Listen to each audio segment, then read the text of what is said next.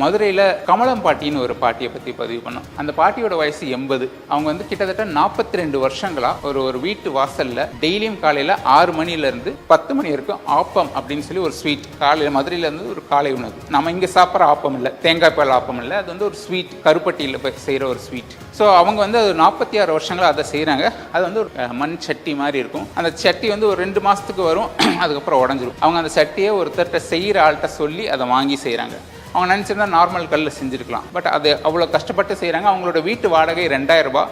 அவங்க கடை போடுற இடத்துலேருந்து அவங்க வீடு வந்து 1.5 கிலோமீட்டர் தூரம். அந்த 80 வயசு பாட்டி டெய்லியும் அவ்வளோ தூரம் காலையில் நடந்து போயிட்டு 2 முறை அந்த ஜாமான்களை கொண்டு வந்து வைப்பாங்க. அவங்களுக்கு ஒரு மனநிலை சரியில்லாத பையன். அவங்களுடைய வீட்டு வாடகை 2000 ரூபாய். ஸோ அந்த வீட்டு வாடகையை கொடுக்கவே இங்கே ரொம்ப ஸ்ட்ரகிள் பண்ணிட்டு இருந்தாங்க. ஸோ அந்த வீடியோ பதிவு பண்ணோம். ஸோ ஜென்ரலாக நம்ம நல்ல உணவை மட்டுமே பதிவு பண்ணிட்டு வர்றதுனால நம்ம வீடியோக்கள் மேலே உள்ள நம்பிக்கையின் காரணமாக அந்த பாட்டிக்கு நம்மளுடைய சப்ஸ்கிரைபர் எல்லாரும் சேர்ந்து 5,44,000 ரூபாய் ஒரு தொகை திரட்டி அந்த பாட்டி இனிமேல் வாழ்க்கையில் வாடகை கொடுக்கக்கூடாது அப்படிங்கிறதுக்காக அவங்களுக்கு ஒரு லீஸ் வீடு ஏற்படுத்தி கொடுத்தாங்க.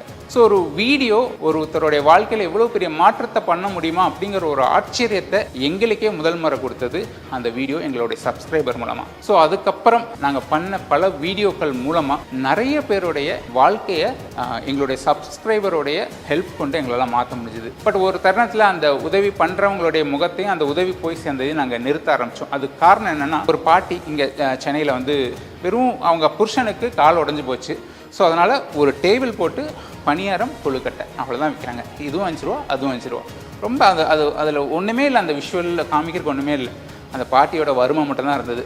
ஸோ அதை பற்றி ஒரு சின்ன பதிவு பண்ணோம். நாங்கள் பதிவு பண்ண அடுத்த நாள் அந்த பாட்டிக்கு 1,00,000 ரூபாய் கொடுத்தாங்க. ஏன்னா அவங்களோட தேவைகள் பற்றி அவங்க ஒரே ஒரு வார்த்தை தான் சொல்லியிருந்தாங்க. எந்த இதுலையுமே நாங்கள் வந்து இவங்களுக்கு பணம் கொடுங்க, ஹெல்ப் பண்ணுங்கன்னு சொல்கிறதே இல்லை. ஆனால் நிறைய பேர் நம்மளுடைய தமிழ்நாட்டிலேருந்து நம்மளுடைய இந்தியாவிலேருந்து இங்கே கஷ்டப்பட்டுட்டு வெளிநாடுக்கு போய் நல்ல சம்பாதிக்கிற நிறைய பேர் இன்றைக்கி தமிழ்நாட்டில் வாழ்கிற நம்ம மக்களுக்காக ஏதாவது ஒன்று செய்யணும்னு ரொம்ப ஆசைப்பட்றாங்க. ஸோ அவங்கெல்லாம் இந்த மாதிரியான கஷ்டப்படுற மனிதர்களை பார்க்கும்போது அவங்களால முடிஞ்ச அளவுக்கு சப்போர்ட் பண்ணுறாங்க. அப்படி அந்த பாட்டிக்கு இவ்வளோ ரூபாய் கொடுத்துருக்காங்க அப்படின்னு நம்ம ஒரு பதிவு போட்ட உடனே ஜென்ரலாக என்ன நடக்கும், அவங்களுக்கான தேவைகளை அவங்க எடுத்துப்பாங்க தான் நான் நினைப்போம். பட் அவங்களுடைய கடனாளிகள் அவங்கள சூழ ஆரம்பிச்சிட்டாங்க.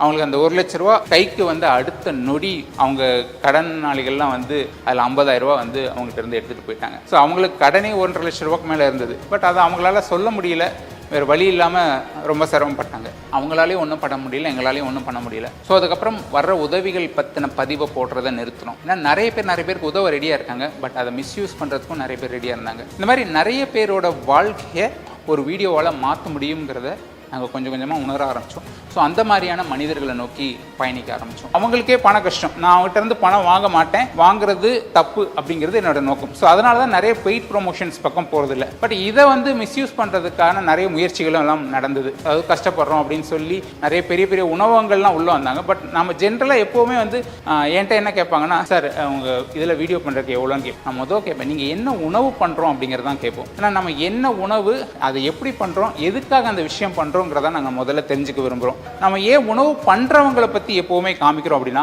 ஒரு உணவை எவ்வளோ அழகாக கூட நம்ம வந்து வீடியோவில் காமிச்சிடலாம். பட் அந்த உணவை பண்ணுறவங்க எப்படி இருக்காங்கங்கிறத சொல்கிறப்ப தான் அந்த உணவின் மேலே நம்பிக்கை வந்து மக்களுக்கு வருது. ஸோ அதை தான் இங்கே வீடியோ மூலமாக பதிவு பண்ண விரும்புகிறோம்.